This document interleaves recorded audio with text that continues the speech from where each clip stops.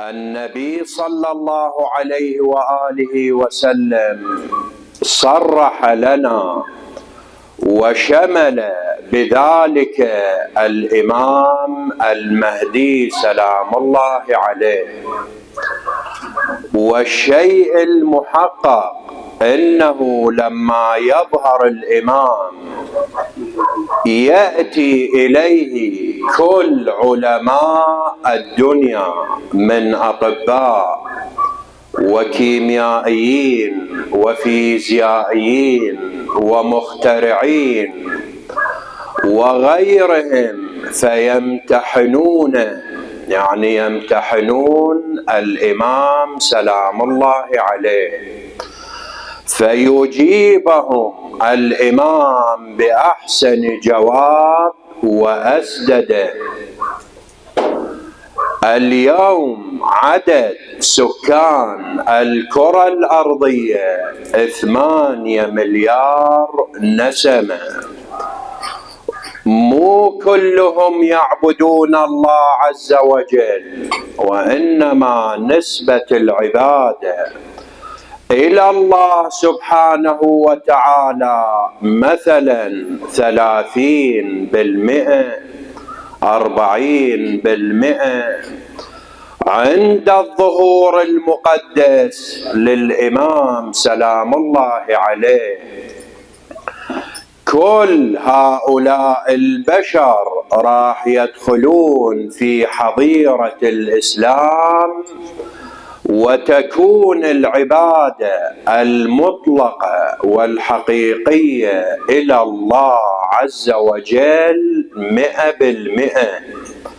ولهذا الله عز وجل يقول: وما خلقت الجن والإنس إلا ليعبدون، يعني تتحقق مضامين هذه الآية المباركة.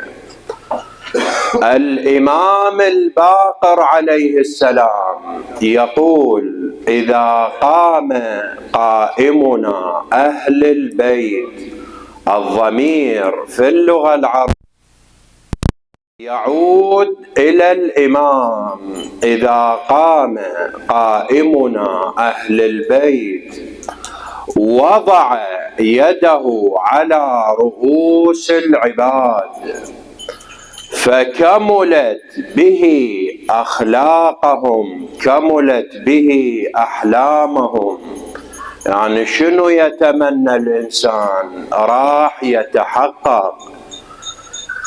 كملت به أحلامهم وحسنت به أخلاقهم. يعني تلاحظ الإنسان في زمن الظهور أخلاق نبيلة، أخلاق حسنة، وذلك بسبب وجود الإمام المهدي سلام الله عليه. من الحقائق اللي ذكرها لنا القرآن الكريم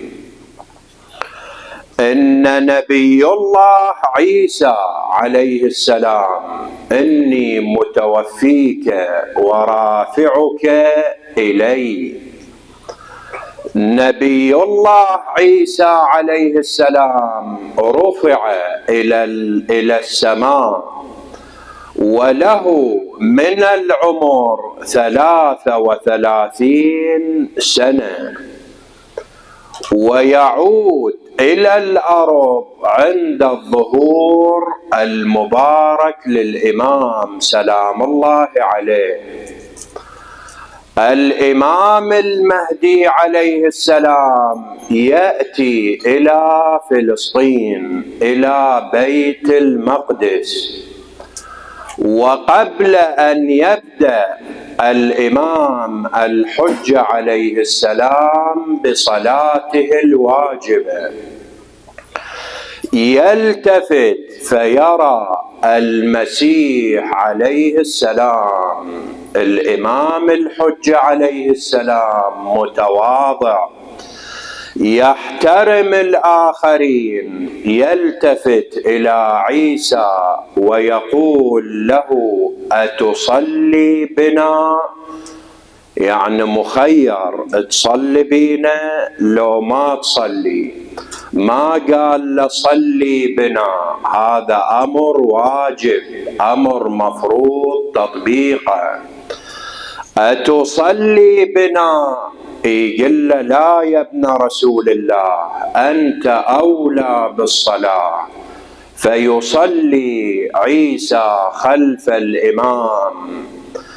أتباع المسيح لما يشاهدون عيسى يصلي خلف الإمام راح يعتقدون بإمامة الإمام المهدي سلام الله عليه، ويكون عيسى من رجال الإمام، من المسؤولين في دولة الإمام، ويخدم في دولة الإمام 40 سنة، ثم يموت المسيح. الإمام يقوم بتجهيزه ويقوم بالصلاة عليه، ثم يقوم بمواراة هذا النبي الطاهر عيسى عليه السلام.